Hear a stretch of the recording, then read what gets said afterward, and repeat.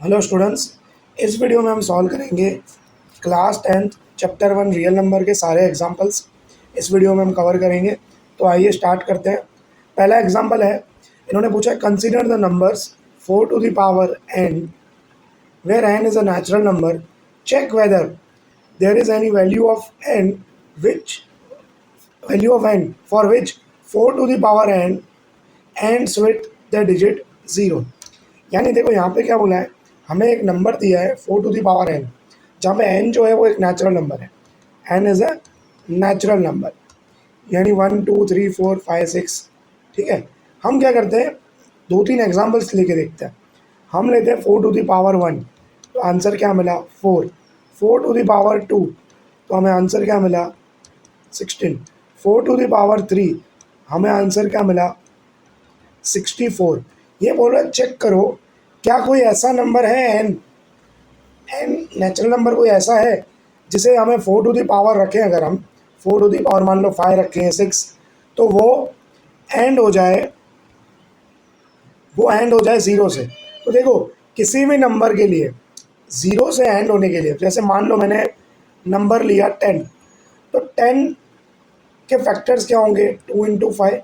ठीक है, यानी कोई भी नंबर वो एंड ज़ीरो से तभी करेगा जब उसके दो प्राइम फैक्टर्स होंगे, एक होगा 2 और एक होगा 5। देखो number always ends with 0 if the number has prime factors 2 and 5। किसी भी नंबर के अगर प्राइम फैक्टर 2 और 5 होंगे तो ही वो नंबर का जो एंड वाला डिजिट होगा वो ज़ीरो होगा। यहाँ पे अगर मैं बात करूँ 4 की, तो 4 के फैक्टर्स क्या हैं 2 × 2, यानी हम 4 टू द पावर n को क्या लिख सकते हैं 2 to the power 2 to the power n, यानी 2 टू द पावर 2n। यानी यहाँ पे जो नंबर 4 है उसका प्राइम फैक्टर सिर्फ 2 आ रहा है, 5 नहीं आ रहा है। तो 4 टू द पावर n कभी भी ज़ीरो से एंड नहीं करेगा। यहाँ हम लिखेंगे उसको, देखो यहाँ पे here 4 to the power n has only prime factors as 2, not 5. So 4 to the power n does not end with digit 0।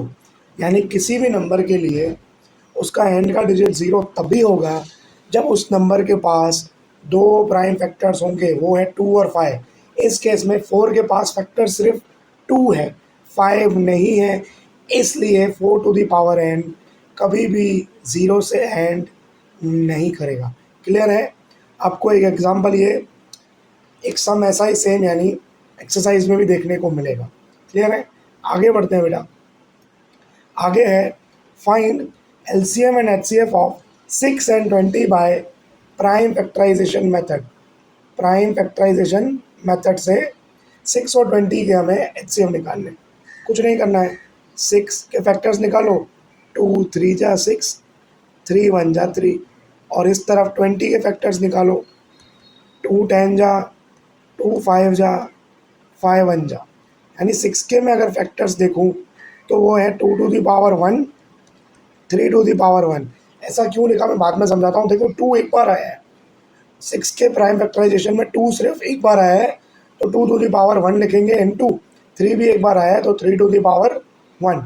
और 20 की मैं अगर बात करूँ तो ये आया 2 to the power 2 multiply by 5 to the power 1। Clear है? इतना हमने प्राइम फैक्टराइजेशन। अब बारी आती है किसकी, HCF और LCM निकालने की।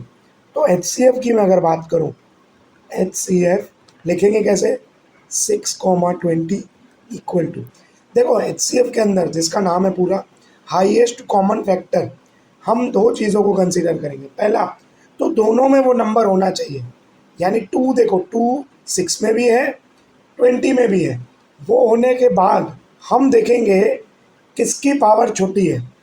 यहाँ देखो, ये है 2 to the power 1 और ये है 2 to the power 2, ये दोनों में आ रहा है, यानी HCF में काउंट होगा।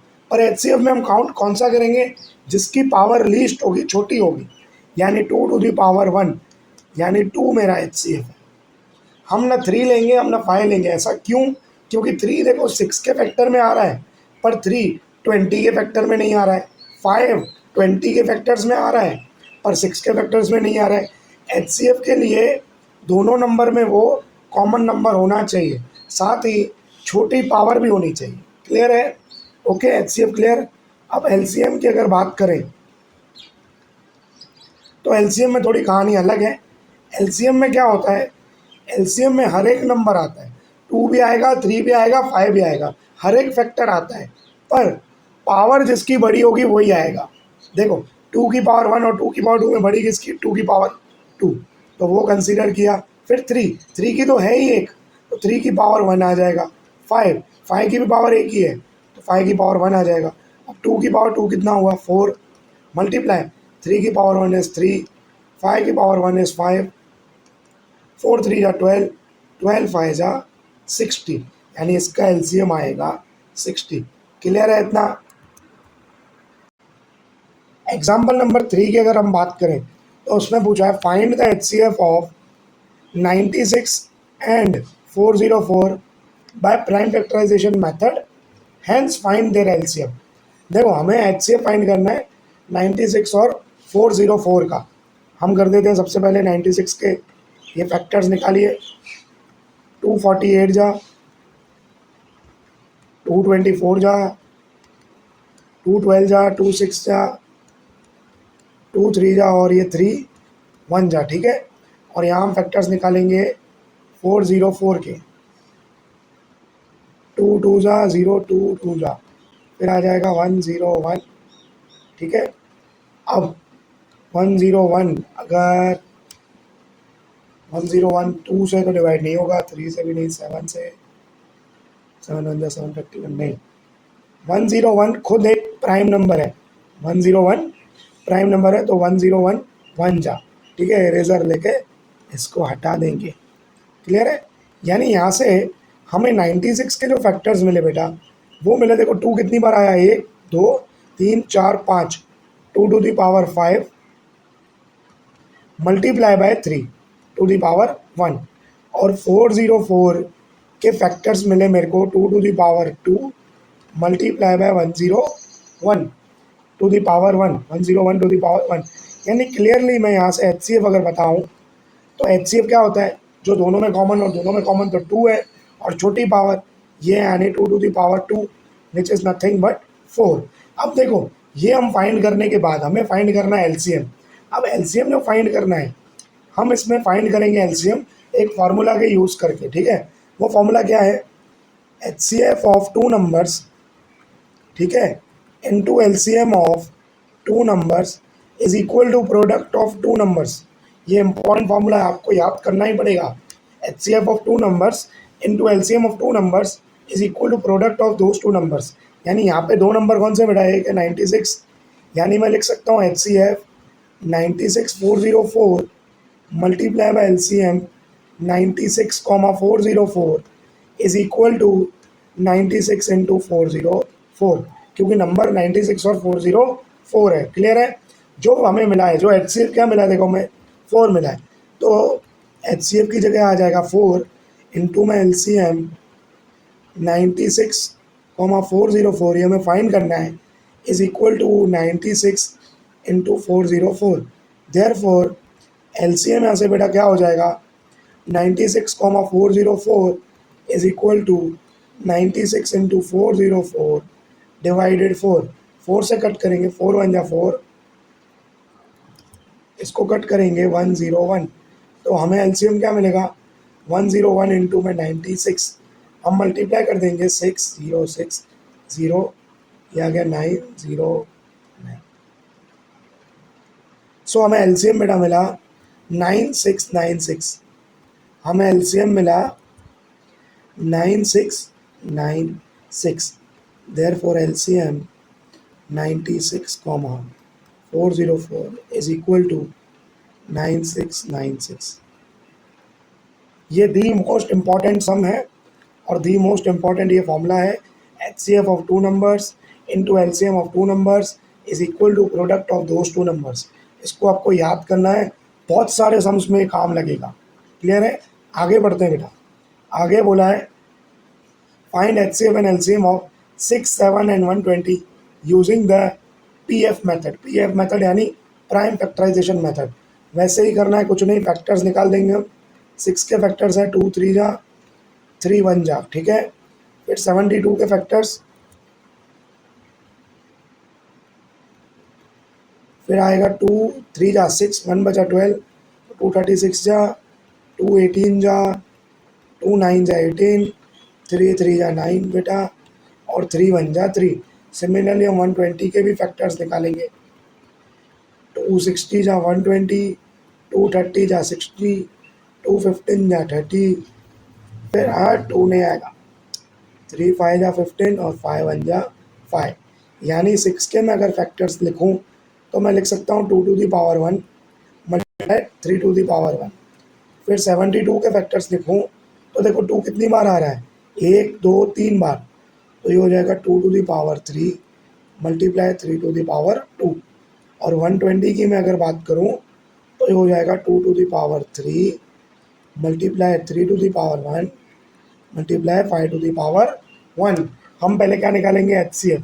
एच सी एफ में मैंने आपको पहले क्या बताया है, जो कॉमन हो और जिसकी पावर छोटी हो उसे हमें सिलेक्ट करना है। देखो तीनों में कॉमन क्या है, 2, तो 2 की पावर 1, 2 की पावर 3 और 2 की पावर 3। छोटी पावर क्या है बेटा, 2 की पावर 1, यह आ गया 2 की पावर 1 मल्टीप्लाई 3 है तीनों में, यस, 3 की पावर 1, 3 की पावर 2 और 3 की पावर 1। फिर से कंपेयर करेंगे, सबसे छोटी पावर क्या है, 3 की पावर 1 है, ये लिखा 3 की पावर 1। अब 2 की पावर 1 2 इंटू 3 की पावर 1 3, 2 इंटू 3 क्या आ गया, 6। क्लियर? अब बात करेंगे एलसीएम की। एलसीएम में आपको हर एक नंबर लेना है, पर हर एक नंबर के साथ पावर कौन सी लोगे, जो सबसे बड़ी हो, जो सबसे बड़ी हो। 2 की पावर 1, 2 की पावर 3, 2 की पावर 3, तो ये आ जाएगा 2 की पावर 3। फिर आएगा 3 की पावर 2 और फिर 5 की पावर 1। सही है ना? सबसे बड़ी पावर ले ली और हर एक नंबर भी आ गया, ठीक है। अब 2 की पावर 3 बेटा कितना होगा, 8 मल्टीप्लाई 3 की पावर 2 कितना, 9, 5 की पावर 1 यानी 5, 8 5 जा 40, 40 इंटू 9 360। लो आ गया एच सी एफ भी और एल सी एम भी आ गया। क्लियर है? बहुत बढ़िया। एग्जाम्पल नंबर 5 में पूछा है prove that √3 is irrational. The most important question, उसको एकदम ध्यान से समझना। देखो जब भी ऐसे क्वेश्चन आएंगे, प्रूव दैट √3, √2, √5, √7, √11 इज इरेशनल, पहला स्टेप हम इसको ये मानेंगे कि ये रैशनल है, हम मान लेंगे कि ये रैशनल है, ठीक है ना। तो let us assume that √3 is rational, ठीक है। तो जब भी रैशनल होता है तो हम रैशनल को कैसे रिप्रेजेंट करते हैं, ई बाई क्यू के फॉर्म में या ए बाई बी के फॉर्म में, ए बाई बी। यानी मैं लिख सकता हूँ √3 equal to A by B. अब यहाँ क्या लिखना है कि A and B are coprime, A और बी को प्राइम्स है। इसका मतलब क्या कि ए और बी का जो कॉमन फैक्टर होगा, एचसीएफ होगा, वो हमेशा क्या होगा, 1 होगा। एंड साथ में एक और कंडीशन लिखनी है, B is not equal to 0। ये कंडीशन लिखना बहुत ज़रूरी है, नहीं तो टीचर यहाँ पे मार्क्स आपके डिडक्ट करते हैं या नहीं करते हैं, ठीक है। ऐसा करने के बाद हम लिखेंगे स्क्वायरिंग ऑन बोथ साइड्स, हम दोनों तरफ स्क्वायरिंग करेंगे, यानी √3 का स्क्वायर और ए अपॉन बी का भी होल स्क्वायर, यानी √3 का स्क्वायर हो जाएगा 3 और यहाँ से हो जाएगा ए स्क्वायर अपॉन में बी स्क्वायर। यहाँ से मैं क्या कर रहा हूँ, देखो मैं बी स्क्वायर को सब्जेक्ट बना रहा हूँ, तो ये बन जाएगा ए स्क्वायर अपॉन में 3, ए स्क्वायर अपॉन में 3, ठीक है। अब यहाँ से हम क्या देख पा रहे हैं कि जो है 3 जो है वो डिवाइड कर रहा है ए स्क्वायर को, 3 डिवाइड्स ए स्क्वायर। अगर 3 ए स्क्वायर को डिवाइड कर रहा है तो 3 जो है वो ए को भी डिवाइड करेगा, 3 divides A also, 3 divides A also. और इसको मैं दे दूंगा condition number A, condition number A दे दूंगा, ठीक है। अब देखो हमें क्या करना है, इसको ध्यान रखो, इसको 3 equal to A square upon B square है ना, इसको दे दो पहले नंबर 1, क्लियर। अब मैं क्या कर रहा हूँ, मैं ये जो ए है वो ए को सपोज कर रहा हूँ, यहाँ से एकदम सम न्यू हो जाएगा, देखना। हम सपोज करेंगे let A equal to 3c, 3c ही क्यों, क्योंकि यहाँ बात √3 की हो रही है। अगर √5 की होती तो 5c, √7 की होती तो 7c, √2 की होती तो √2 की होती तो 2c, ठीक है। अब हम ये इक्वल टू 3c पुट करेंगे इक्वेशन 1 में, इन इक्वेशन 1 वी गेट, सबसे पहले इक्वेशन 1 लिखते हैं। इक्वेशन 1 है 3 equal to A square by B square, ठीक है। तो यहाँ से 3 इक्वल टू ए की जगह मैं लिख रहा हूँ 3c का होल स्क्वायर हो जाएगा अपॉन में बी स्क्वायर। तो यहाँ से इक्वेशन क्या मिलेगी, देखो 3 equal to 9c square upon में बी स्क्वायर। अब मेरे को सी स्क्वायर को सब्जेक्ट बनाना है, तो देखो बी स्क्वायर गया उधर और 9 आ गया नीचे, और सी स्क्वायर हो गया अकेला। बी स्क्वायर गया 3 के पास, 3 बी स्क्वायर, और जो सी स्क्वायर था उसको मैंने अकेला कर दिया, उसके साथ जो 9 मल्टीप्लाई में था वो डिवाइड में आ गया, यानी ये बन जाएगा 3 1 जा 3, 3 3 जा 9, यानी सी स्क्वायर मेरे को यहाँ पे मिला बी स्क्वायर बाई 3। तो यहाँ से हम देखो क्या प्रिडिक्ट कर सकते हैं, हम प्रिडिक्ट कर सकते हैं 3 divides B square, therefore 3 divides B also, और इसको मैंने कंडीशन दे दी बी, कैपिटल बी, ठीक है। अब ए और बी को मैं ध्यान दूँ तो देखो ए में कंडीशन क्या दी है कि 3 है ना जो वो ए को डिवाइड कर रहा है, और यहाँ पे 3 जो है वो बी को भी डिवाइड कर रहा है, यानी ए और बी को दोनों एक कॉमन नंबर 3 डिवाइड कर रहे हैं कि नहीं, ऐसा लिख सकते हैं कि नहीं। फ्रॉम ए एंड बी हम ऐसा बोल सकते हैं कि HCF स्मॉल ए और बी का 3 है, क्योंकि 3 इज़ अ कॉमन फैक्टर, 3 ए को भी डिवाइड कर रहा है, 3 बी को भी डिवाइड कर रहा है, यानी ए और बी में कॉमन फैक्टर क्या है 3। पर हमने आगे बताया है A and B are coprimes, A and B are coprimes, यानी उनका HCF क्या होगा बेटा, उनका HCF होगा 1, और हमें HCF क्या मिल रहा है 3। तो हमने यहाँ पे कॉन्ट्राडिक्ट किया, हमने जो अजम्पशन किया, हमने जो माना वो गलत था। हमने क्या माना था कि √3 रैशनल है, पर वो ऐसा नहीं है, क्योंकि यहाँ पे हमें कुछ कॉन्ट्राडिक्शन मिल रही है। कॉन्ट्राडिक्शन क्या मिल रही है कि हमारा HCF आ रहा है 3, पर HCF होना चाहिए क्या 1। So this contradicts our supposition, therefore √3 is irrational, the most important। Clear है, एक बार देख लो। पहले हमने सपोज किया √3 रैशनल है, तो √3 को हमने लिखा equal to A by B, जहाँ ए और बी दोनों क्या है को प्राइम्स है, यानी इनका HCF हमेशा क्या होगा 1, और बी 0 नहीं है। फिर हमने दोनों तरफ स्क्वायर किया, स्क्वायर करने से हमें मिला 3 equal to A square by B square, हमने बी स्क्वायर को सब्जेक्ट बनाया, ए स्क्वायर बाई 3, यानी 3 डिवाइड कर रहा है ए स्क्वायर को और 3 डिवाइड कर रहा है ए को भी। फिर हमने मान लिया कि late A equal to 3c, इसका भी रीज़न मैंने समझाया था आपको। 3c क्यों, क्योंकि √3 हमें पूछा गया है। अगर हमें मान लो √5 पूछता तो लेट ए इक्वल टू हम लिखते 5c। हमने वो इक्वेशन 1 में पुट किया, हमने पुट करने के बाद सी स्क्वायर को सब्जेक्ट बनाया, यानी आ गया हमारे पास B square by 3।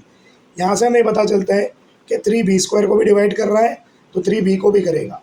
Capital A और बी जो हमने कंडीशन मार्क करी थी उससे हमें मिल रहा है कि HCF होना चाहिए 3, पर हमने जो सपोज़ किया था उस हिसाब से ए और बी को प्राइम है, तो उनका HCF क्या होना चाहिए 1। तो हमने कॉन्ट्राडिक्ट किया हमारे सपोजिशन को, हमारे अजम्पशन को, इसलिए √3 एक इर्रेशनल नंबर है। क्लियर है? एग्जाम्पल 6 की मैं अगर बात करूं, तो एग्जाम्पल 6 में इन्होंने पूछा है show that 5 minus √3 is irrational. यहाँ भी हम सपोज करेंगे let 5 minus √3 be a rational number. यानी मैं यहाँ से लिख सकता हूँ बेटा 5 minus √3 is equal to A by B, A and B are coprime and B is not equal to 0। अब हमें करना क्या है, देखो ऐसे सम्स में हमें √3 को सब्जेक्ट बना देना है, तो ये हो जाएगा 5 minus A upon B equal to √3। जो ए अपॉन बी था वो इस तरफ आया लेफ्ट हैंड साइड, तो माइनस की साइन हो गई, और ये इस तरफ आया √3 तो पॉजिटिव हो गया। अभी यहाँ पे देखो क्या करेंगे हम, बी एलसीएम लेंगे तो ये बन जाएगा 5b माइनस ए अपॉन में बी इक्वल टू √3। सही है कि नहीं? हमने एलसीएम लिया बी, तो 5b minus A by B equal to √3। अब अगर इस तरफ मैं ध्यान दूँ LHS की तरफ, जो है 5b minus A by B, यहाँ पे हम बोल सकते हैं कि here A and B are integers, ये हमेशा इंटीजर्स होते हैं, सीधी सी बात है। एंड अगर मैं 5b माइनस ए अपॉन में बी को सॉल्व करूँगा तो मेरे को हमेशा एक रैशनल नंबर ही मिलेगा। क्यों? क्योंकि ए और बी दोनों कैसे हैं, इंटीजर्स हैं। तो 5b minus A by B हमेशा मेरे को मिलेगा इज रैशनल, हमें क्या मिलेगा, रैशनल। पर हमारा RHS में जो √3 है वो कैसा है, वो कैसा इर्रेशनल है। बट देखो यहाँ LHS में मैं अगर बात करूँ, आपको कोई भी वैल्यू पुट नहीं करनी है ए और बी की जगह, हमें इतना पता है ए और बी इंटीजर्स है, यानी 5b माइनस ए अपॉन में बी जो है उसका पूरा आंसर मेरे को एक हमेशा रैशनल नंबर ही मिलेगा। पर अगर RHS में देखो √3 तो कैसा है, इर्रेशनल। यानी यहाँ पे देखो हम लिखेंगे बट √3 इज इर्रेशनल। यानी यहाँ से एक चीज़ हम क्या देख रहे हैं कि HCF जो है, सॉरी HCF कह रहा हूँ, जो LHS है वो RHS के बराबर नहीं है। क्यों? क्योंकि LHS में मेरे को एक रैशनल नंबर मिल रहा है और RHS में एक मेरे को इर्रेशनल नंबर मिल रहा है, जो पॉसिबल नहीं है। रैशनल का भी इर्रेशनल के बराबर होगा क्या? नहीं। इसलिए therefore 5 minus √3 is irrational. Clear है? क्लियर है। आगे बढ़ते हैं एग्जाम्पल नंबर 7 में, शो दैट 3√2 इज इर्रेशनल। इसमें भी सपोज करेंगे let 3√2 is a rational number.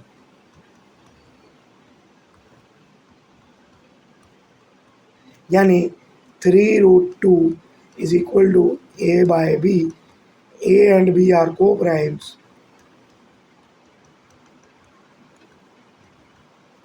And B not equal to 0। Clear? यहाँ भी हम क्या करेंगे, √2 को सब्जेक्ट बनाएंगे।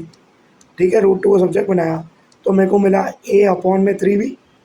अब यहाँ LHS मेरा √2 है और RHS देखो, RHS में हम लिखेंगे हेयर, अब लिखेंगे here A and B are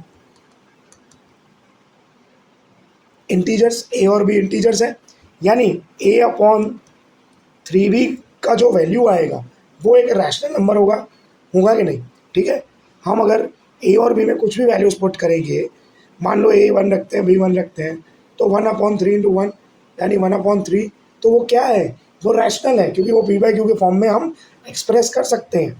therefore मतलब A/3b इज रैशनल। बट इसके बाद लिखेंगे हम but √2 is irrational.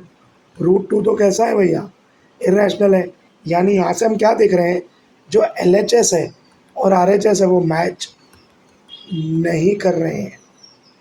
Therefore 3√2 is irrational. और यहाँ पे हमारे चैप्टर 1 के सारे एग्जाम्पल्स होते हैं कंप्लीट। आपको कोई भी अगर डाउट हो तो आप कमेंट बॉक्स में लिखो, हम उसको सॉल्व कर देंगे। ठीक है, अगले वीडियो में हम मिलेंगे एक्सरसाइज 1.1 में। ठीक है।